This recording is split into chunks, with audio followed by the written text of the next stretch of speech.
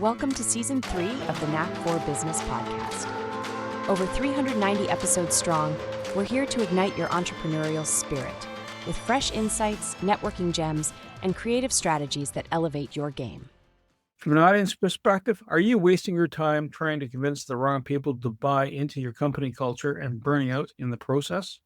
Jim will explain his rule of thirds strategy, a powerful approach that helps business owners stop pouring energy into resistance and start leading change by activating the right people. If you've ever felt stuck trying to shift your team culture, this episode will give you a smarter, more sustainable way forward. Our guest today is Jim Salvucci from Guidance for Greatness. Dr. Salvucci brings a wealth of knowledge and experience from his 30-year career as an English professor, school dean, and university vice president, now refocused on empowering leaders in the corporate world. As a former C-suite higher education executive, Dr. Salvucci has mastered leadership as both a discipline and a practice, teaching leaders and emerging professionals how to align their values with their organizational mission. His expertise in writing, communication, and leadership coaching, combined with certifications from Thrive, Tiny Habits, and Harvard's Institute for Management and Leadership, makes his approach uniquely impactful. With a passion for lifelong learning and a mission to help leaders live their values, Dr. Salvucci equips professionals with the tools to drive personal, professional, and organizational transformation. Dr. Salvucci, or Jim, as we're going to call you from now on, welcome back. And do you have a favorite quote or saying, sir? Thank you for having me. It's great to be here. I'm going to actually start with a little caveat. I just told Bernie and Wayne that I am exhausted. I just moved all week. Hopefully I don't ramble on too much, but I'm really excited to be here. So I noticed you have a book that's out, and we're just going to touch on that a little bit. Jim, where can people find this book? It's on Amazon, Greater Than Great. You can look under my name, Jim Salvucci, or you can look under the title. It's a leadership book, a series of 30 essays. Most of the reviewers have said it's highly readable. You can get it on Kindle, paperback, and we're about to come out with a hardcover version. Soon I'll be working on an Audible version as well. Fantastic. Both Wayne and I have read the book. And in fact, it is readable, and there are really good stories inside there. So what is the rule of thirds in leadership? What's that all about? Walk me through that. It sounds like the secret of handshake and a wink and a nudge. Tell us about the story. Cool name, right?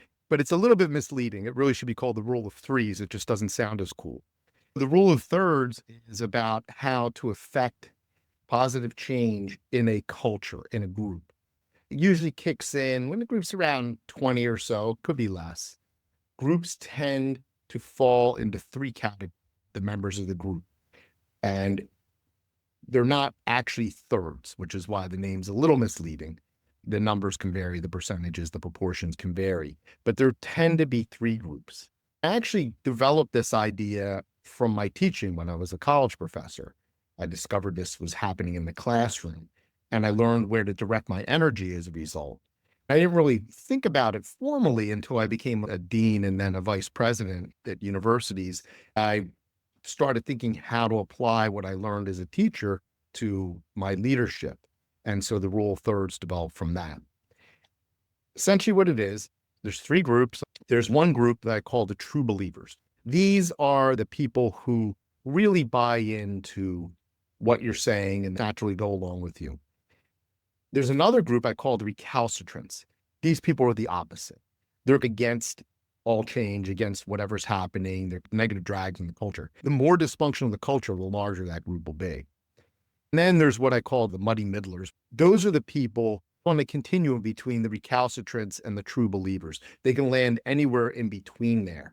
And they're the most highly changeable people. They're sort of fungible, right? They could become recalcitrants or true believers.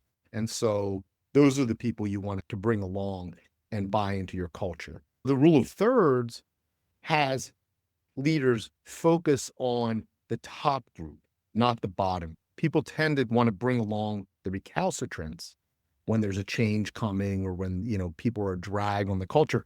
You want to get those. You figure if I work with the worst of the worst, if I can bring them along, I get everyone. Problem is you end up losing the top half. The middlers and the true believers feel neglected. And if you put your energy at the top, you can actually recruit those people as your lieutenants to help you bring everybody else along. That's the rule of thirds in a nutshell. As a manager, in your case, as a university professor, you made this desire to want to fix the problem. You could train them, you could educate them, you could equip them, you could let them know. What was the process before? I don't need to do this anymore. My head hurts. I'm going to stop banging it. So I think what you're asking is, how did I come to this, right? It's really simple. I came to it by screwing up. When I was a professor, I was told, starting out, make sure you're teaching to everyone in the classroom. And there's going to be people who are really into learning, and there's going to be people who are resistant. And make sure you're teaching to that bottom half. You want to bring them along. And there is an imperative to do that. So when you're teaching, it's a little bit different in the classroom than the workplace. You can't fire your students per se. But I learned by teaching to that bottom portion that the top portion was bored, disengaged, annoyed, not feeling honored for their effort. It became untenable. It wasn't a good situation then. They weren't learning, and neither was the bottom portion.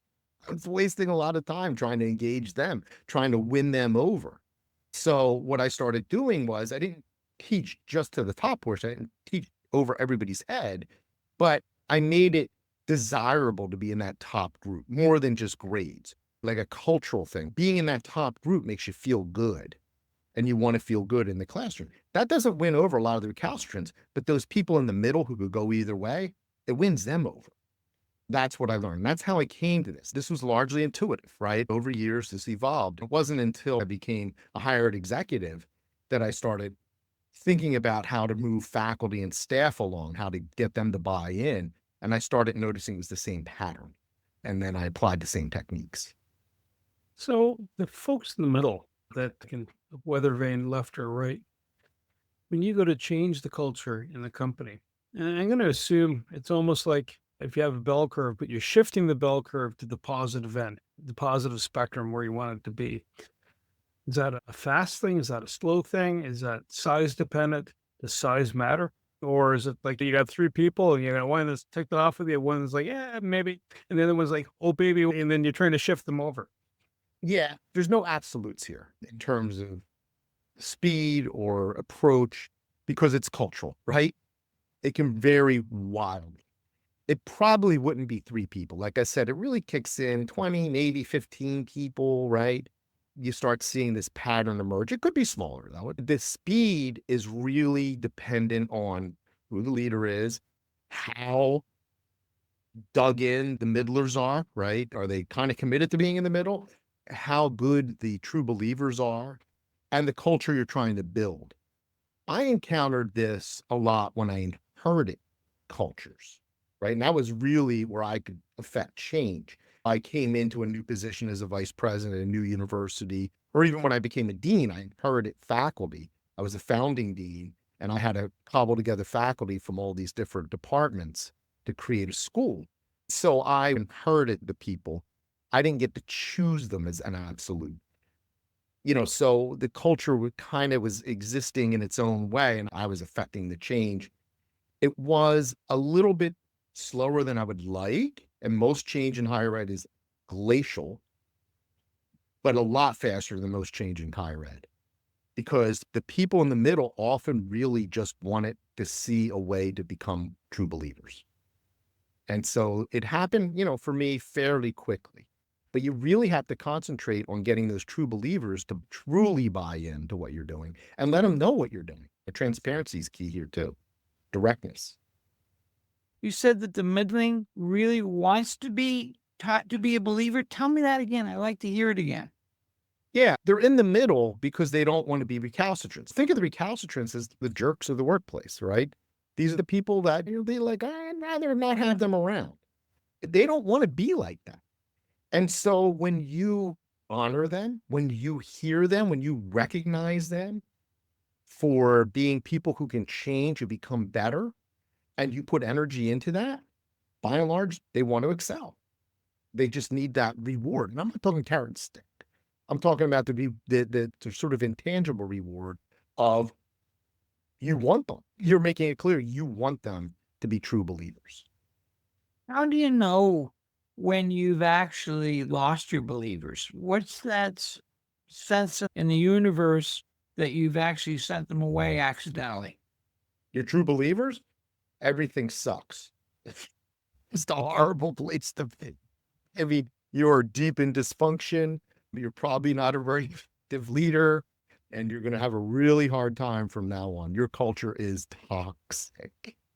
But if you get to that point, you probably need to rethink your entire approach to leadership, and you may want to move on. How do you reset something like that? Can you come back from that? Is there any hope, or you're just looking at, you know what, like module, this part ain't working well. It was a wrong connection. Not that the person is wrong per se, but it's a wrong fit. Yeah, it is recoverable, but it would take a lot of introspection and self-honesty, right? You would have to be very clear with yourself that this is not working, that you need to adjust things, and you are going to consciously try to build a culture that will engage people, that will bring them along. You want to focus on your values, and you want to get people there who agree with those values. The only way it's recoverable in any true sense, if you've truly lost the true believers, is probably by hiring new true believers. Bring them in from the outside, which is incredibly hard. But I would say that if you're in that situation and it's not one you inherited, you're part of the problem, and it really starts with you. Would that be just someone coming in green? I could say a startup company, and they're going, I'm really good at making a product. Let's say they're an artist, right? And they're really good at doing something.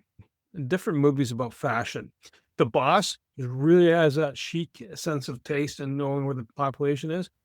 But when you watch the movie unfold, as the movie unfolds, this person's a really ugly human being, at least how they, their interactions with other folks. How do you cause that? Adjust your head a little bit. You'll be better off. You'll have a longer life and everybody will be happier. And leadership starts with self-awareness. And that self-awareness is twofold.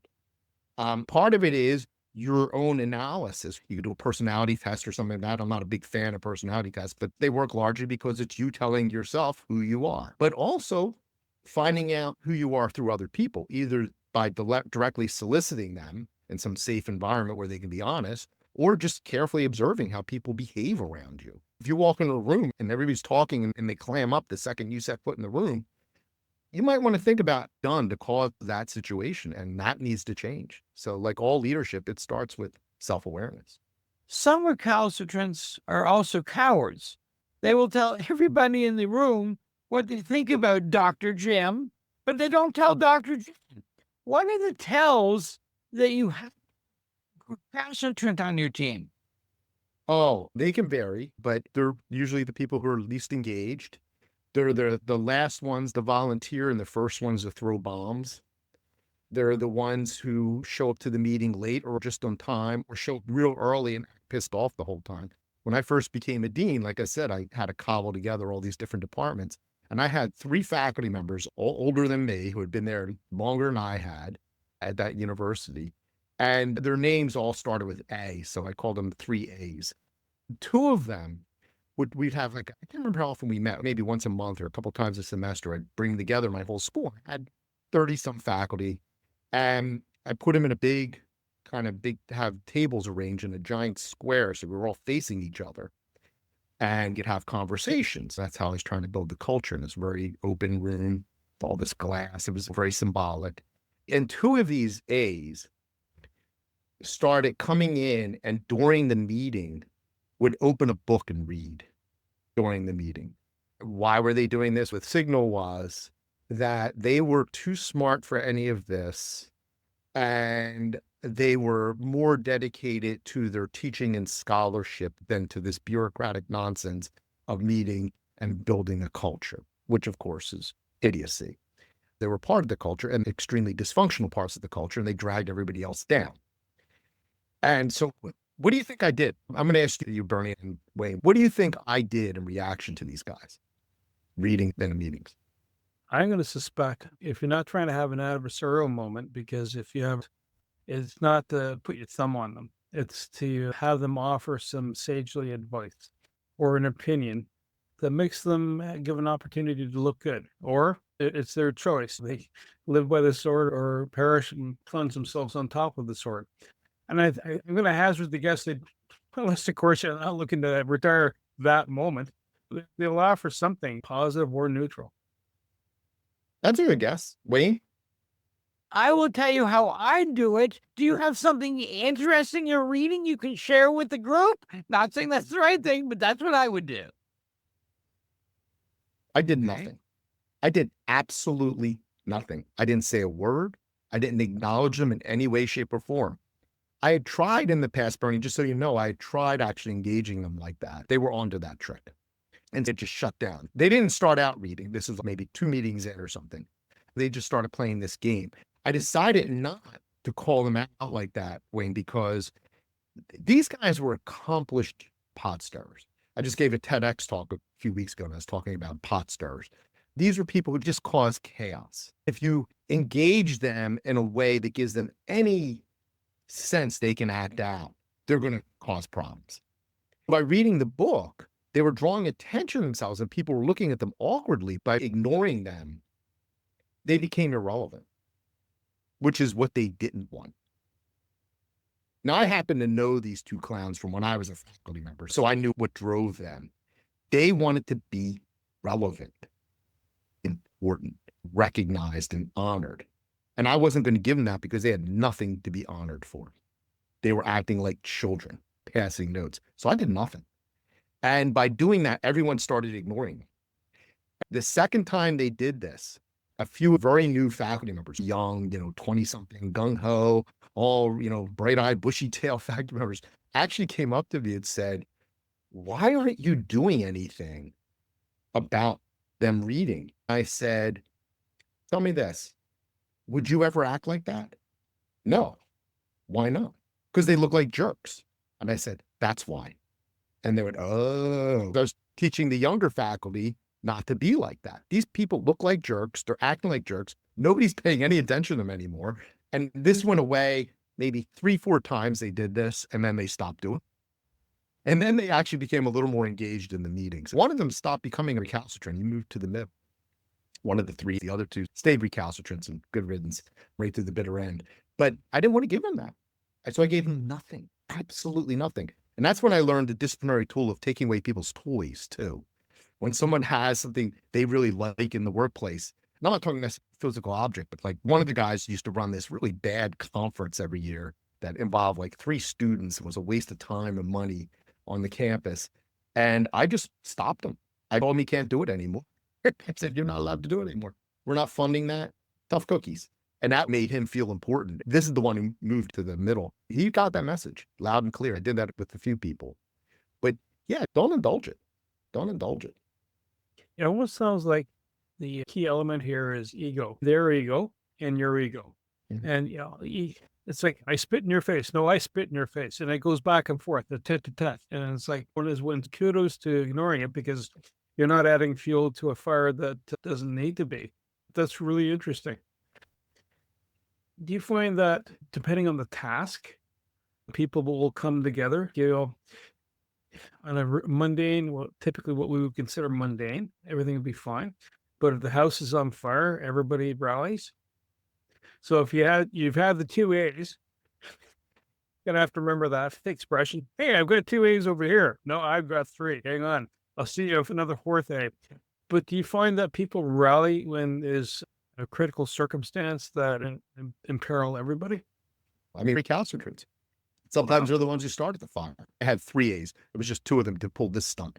But yeah, they're often the ones who start a fire. Sometimes they're the ones who fan the flames. Sometimes they're the ones who throw fuel on it. Sometimes they're the ones who get in front of the fire truck so it can't pull in. Yeah, I mean, I've seen that plenty of times. Sometimes people like that will also just kind of go away. But I've rarely seen recalcitrants step it up in a crisis.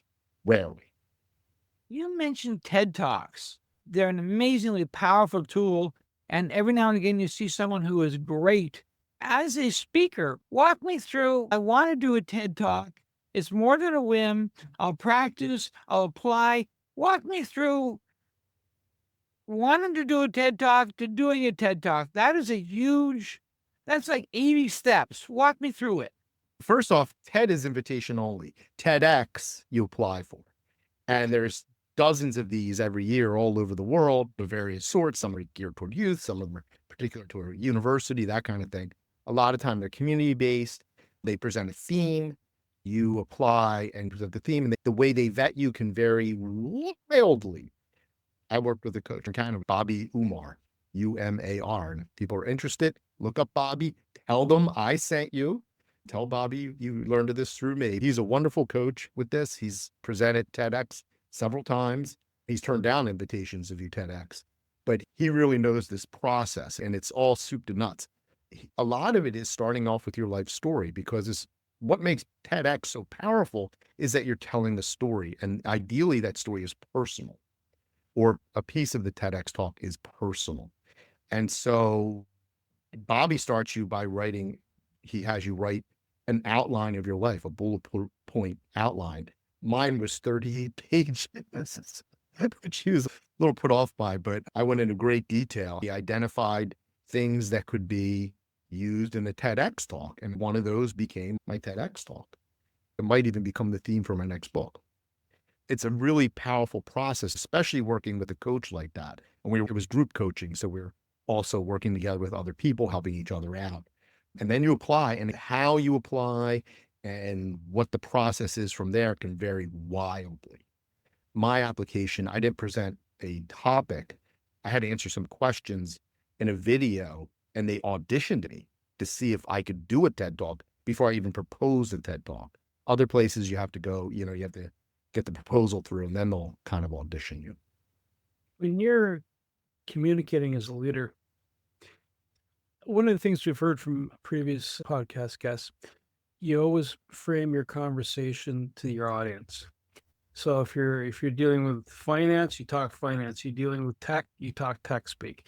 When you're a tech person trying to convince a finance person, you don't do tech speak, you talk finance speak. And usually there's kind of an interloper in between to help do the universal translator mode.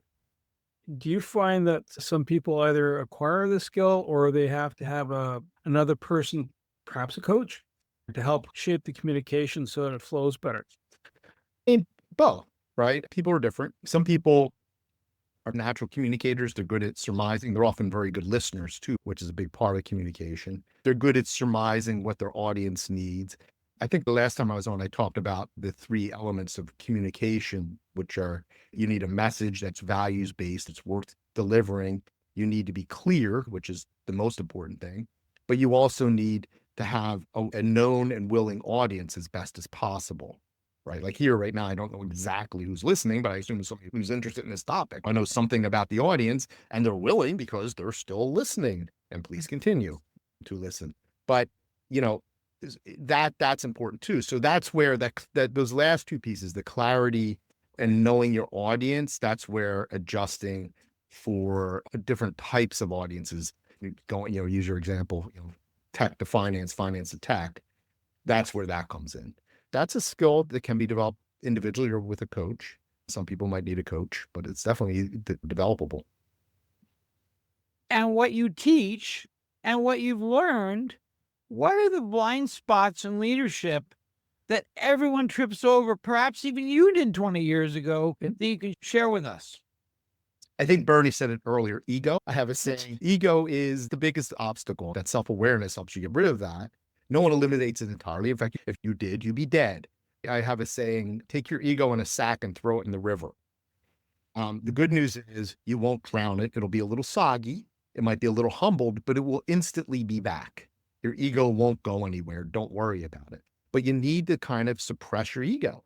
You need to say, hey, it's not about me. If you're a leader and you think it's about you, you're not a leader, you're a boss. It is not personal. I cannot emphasize this enough. If you ever work for someone who takes everything personally, you're working for a really crappy boss. You see what's going on there, and it's all ego. You can see this playing out in national politics or international politics. You see this focus on the ego, on I've got to present myself in a certain way. I'm a leader. I should act a certain way and look a certain way and be a certain way because I'm the boss. That's the biggest hitch. And that one is totally surmountable if you're not pathological. You can work on that, and you should work on that. And that is something you need to practice every moment of every day. I live in a university town, and university people speak university jargon. And my wife worked in the university, and the language was not the guy in the Ford pickup.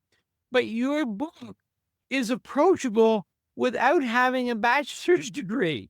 How did that happen? How did you speak to the non-academic?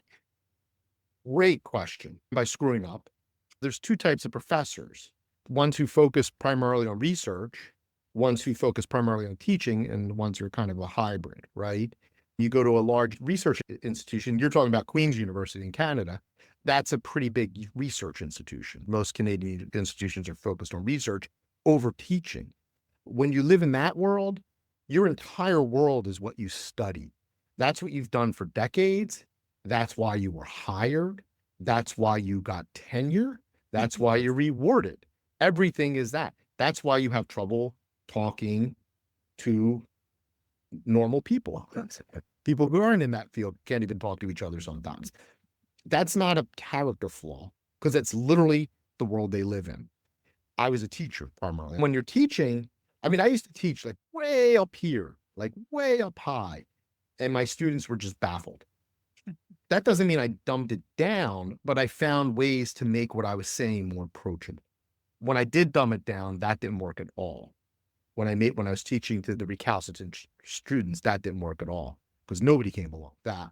I tried to keep everything at a very high level and have very high expectations of my students, but I also gave them framework and scaffolding to bring them up to where they needed to be. There's some teachers, particularly in the sciences, particularly in biology, at various institutions, they sort of teach way up high and they say to the students, jump. If you make it and the rest drop out, they're no longer bio majors, they're getting bad grades, they're not going to med school, whatever it is.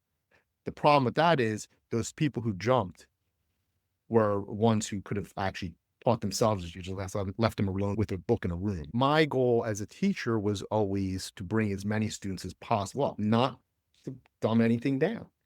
How can I get them to that bar I wanted them to reach and give them the tools?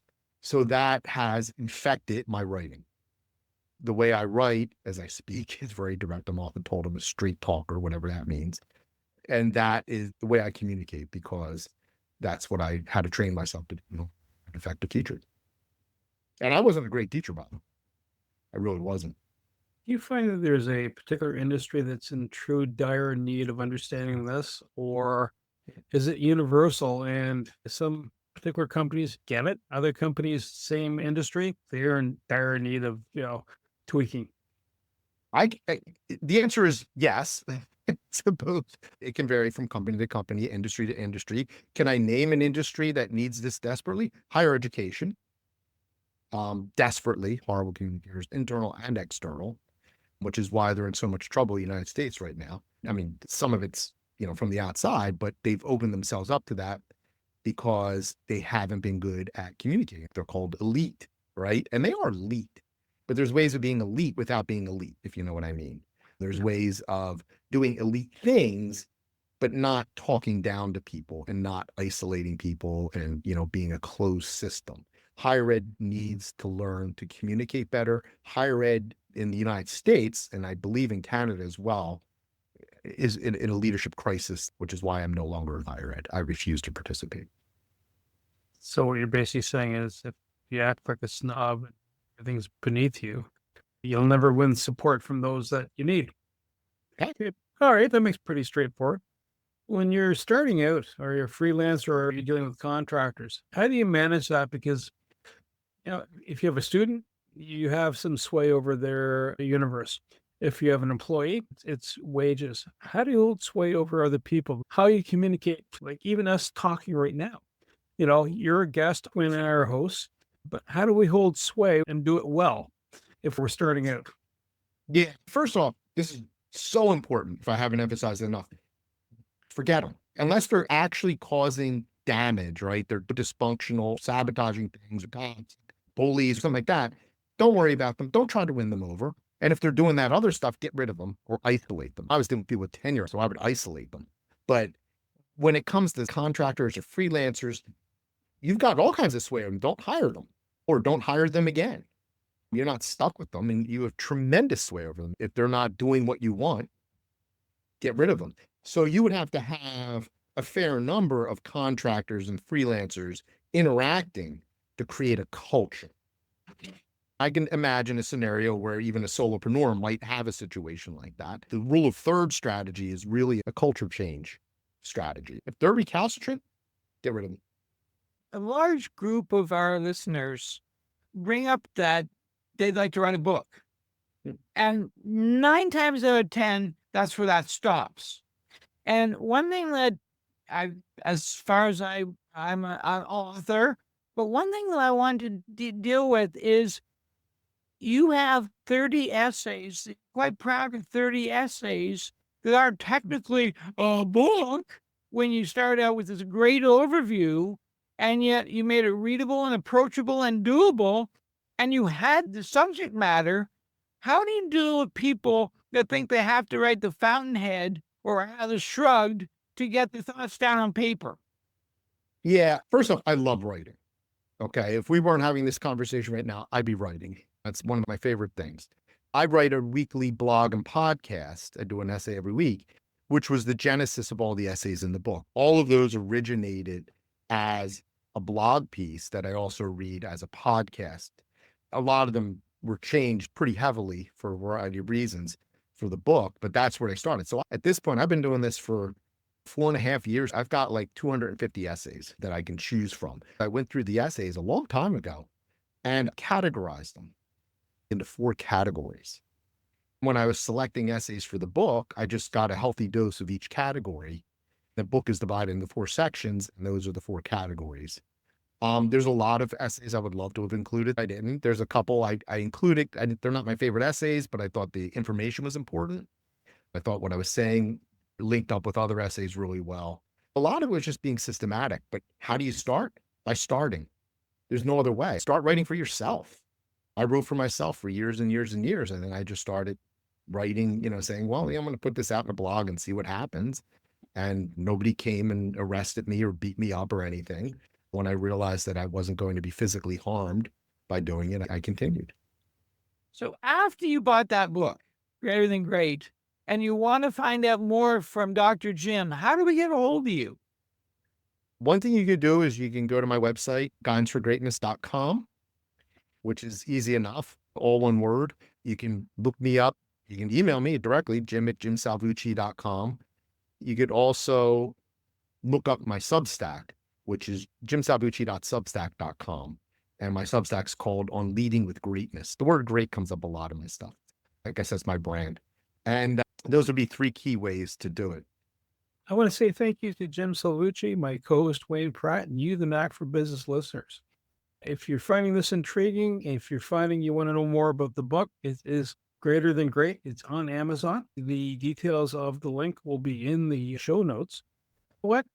Jim spent years trying to lead through persuasion alone until he realized he was giving his best energy to those least open to change. That shaped everything for him. And, that's what you're getting out of the book. That's what you're getting out of connecting with Jim. And so reach out to him and better yet, buy the book. To reach the podcast hosts, email them at info@creativeinsight.com or by the website creativeinsight.com, spelled KREINSIGHT.com. To reach Wayne at his email, wayne@motive8u.ca, that is MOTIVE, the numeral 8 and the letter u.ca, or his website, motive8u.ca. If you would like to be a guest on this podcast and share your knowledge, let us know. We would also appreciate your feedback on the content or format. Check the show notes for more details. For these podcasts, we like to acknowledge the support and thanks to the following people. Carl Richards from Podcast Solutions Made Simple, a renowned podcast expert. Fred Crouch, who is the Property Wizard podcaster, where Bernie is a co-host. Jovan Strika from @Hive, a co-working space that is more than just a space. Then Melanie Weber, Bernie's invaluable business partner, and Wayne Pratt from Motive8U Inc., who serves as both a coach and co-host of these podcasts. Disclaimer, please note that the Knack for Business podcast episodes are meant solely for educational and general informational purposes. The information and opinions contained within are not intended to be professional advice on any subject matter. The thoughts, views, and opinions expressed by the participants are their own personal beliefs and do not represent the views of the podcast hosts or any affiliated organizations. It is important to note that this podcast is not a replacement for consulting with certified experts in your area who possess knowledge of your unique situation. The hosts of the podcast, along with any participants or affiliated groups, do not take responsibility for any actions taken or not taken based on the information presented in this episode. It is highly recommended that individuals seek guidance from their own personal advisors in fields such as accounting, law, or other pertinent areas prior to undertaking any actions or making decisions that may impact their financial, legal, or other aspects of life.